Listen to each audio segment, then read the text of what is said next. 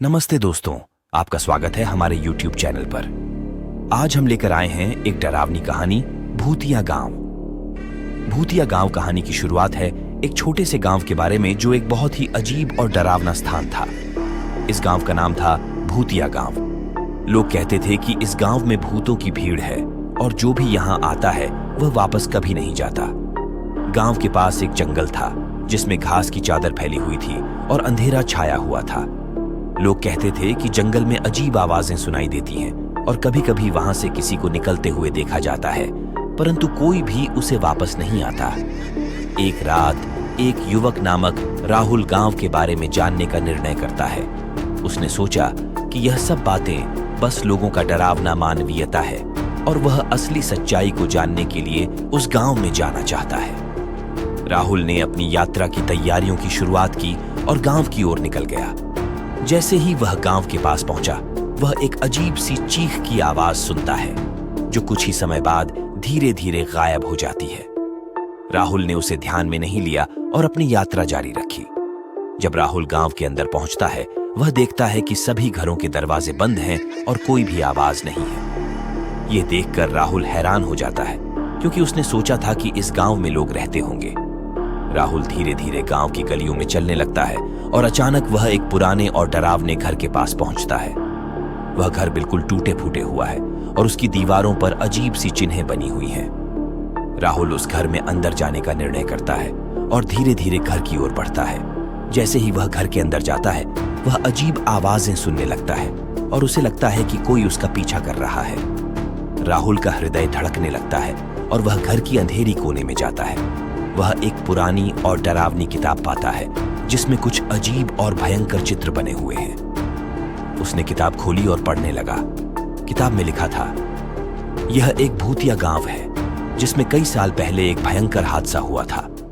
इस गांव के निवासी एक साथ लापता हो गए थे और उसके बाद से यहां भूतों का साया है। राहुल का दिल धड़कने लगता है और वह उसी समय वहां से बाहर निकलने का निर्णय करता है, परंतु जैसे ही वह बाहर निकलता है, वह अपने आप को जंगल में खो देता है। राहुल का मन बहुत डर जाता है और वह जंगल में भटकता है, ढूंढता है कि कैसे वह गांव से निकल सकता है। उसके सामने एक नदी आती है और वह उसी दिशा में चलता है। जब राहुल नदी के किनारे पहुंचता है तो वह एक बड़े से और पुराने पुल को देखता है जो कि अजीब से डरावना और बिखरी हुआ है। उसके दिल में बड़ा डर होता है, परंतु वह उस पुल को पार करने का निर्णय करता है।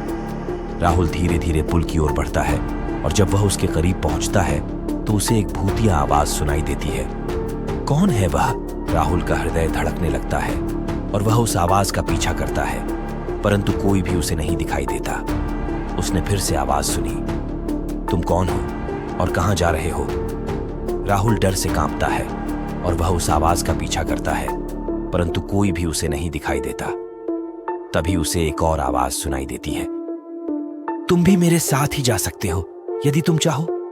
राहुल का मन बहुत ही डर जाता है, परंतु वह उस आवाज के पीछे जाता है और जब वह उसके करीब पहुंचता है तो उसे एक बड़ी संतान की आवाज सुनाई देती है, राहुल मुझे जाने दो।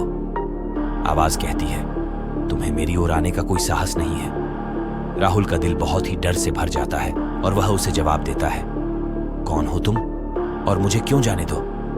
आवाज मुस्कुराती है, मैं हूं वह भूत जिसका रहस्य इस गांव के साथ जुड़ा हुआ है। तुम यहां आने वाले पहले व्यक्ति हो जो कि मेरे सच्चे रहस्य को जानने के लिए जिद कर रहे हैं। राहुल का दिल धड़कने लगता है और वह पूछता है, तुम्हारा रहस्य क्या है?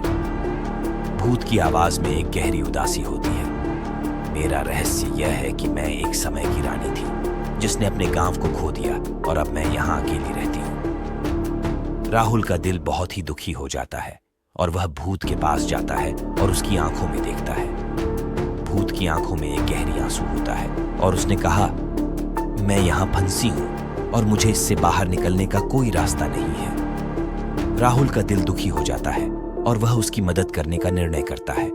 वह भूत के साथ मिलकर काम करता है और एक नया पुल बनाता है जिससे भूत गांव से बाहर निकल सके।